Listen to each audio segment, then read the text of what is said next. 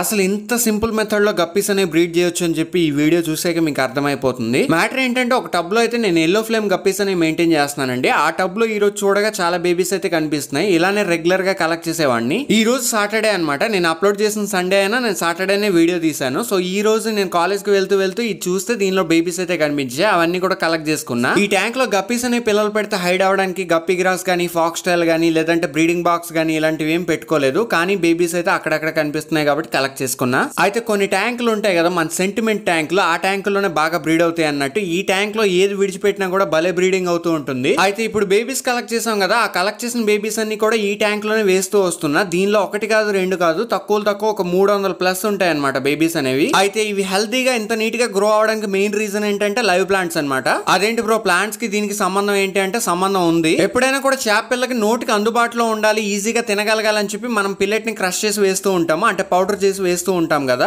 ఈ చేప పిల్ల అయితే కొంచెం తినేసి విడిచిపెట్టేస్తూ ఉంటే అదంతా కూడా బాటమ్ కి వెళ్తుంది, అంటే అడుక్కు వెళ్తూ ఉంటుంది కదా. అప్పుడే బ్యాడ్ బ్యాక్టీరియా తయారవుతూ ఉంటుంది. దాన్నే అమోనియా నైట్రేట్స్ అని పిలుస్తూ ఉంటాము. ఆ అమోనియా నైట్రేట్స్ క్వాంటిటీ అనేది వాటర్ లో ఉన్న దాని తాలూకా ఏదైతే ఎఫెక్ట్ ఉంటుందో అదంతా కూడా ప్లాంట్స్ అని లాగేసుకుంటాయండి. ఆ ప్లాంట్స్ అనేవి గ్రీనరీగా మంచిగా గ్రో అవుతున్నాయి అంటే వాటర్ లో అమోనియా ఉండబట్టే. అంటే డస్ట్ కి డస్ట్ మీకు కనిపిస్తూ ఉంటుంది, కానీ వాటర్ అయితే క్లియర్ గా ఉంటుంది. తర్వాత ఫిష్ అయితే హెల్దీగా ఉంటుంది. దీనిలో ఉండే బెనిఫిట్ ఇదే. ఇప్పుడు మన బేబీస్ ట్యాంక్ లో కొంచెం గ్రో అయిపోయిన ఫిష్ ఏదైతే ఉందో దాన్ని అయితే సపరేట్ చేసేసుకుంటున్నాం అనమాట. మీరు క్లియర్ గా చూసుకున్నట్లయితే దీనిలో మేల్స్ ఫీమేల్స్ ఫైండ్ అవుట్ అయిపోతున్నాయి. దీన్నే జువెనల్ సైజ్ అని చెప్పి పిలుస్తూ ఉంటారు. ఇప్పుడు మీరు చూసేది సెమీ అడల్ట్ కూడా కాదండి, బాగా చిన్న పిల్లలు అనమాట. కానీ మేల్ ఫీమేల్ ఈజీగా ఫైండ్ అవుట్ అయిపోతున్నాయి. దీన్నే మనం సపరేట్ చేసిన ట్యాంక్ ఏదైతే ఉందో దానిలో అయితే విడిచిపెట్టేద్దాం. గప్పీ బ్రీడింగ్ మీద ఎవరికైనా ఇంట్రెస్ట్ ఉంది అంటే తప్పకుండా మన ఛానల్ ఫాలో చేసుకోండి.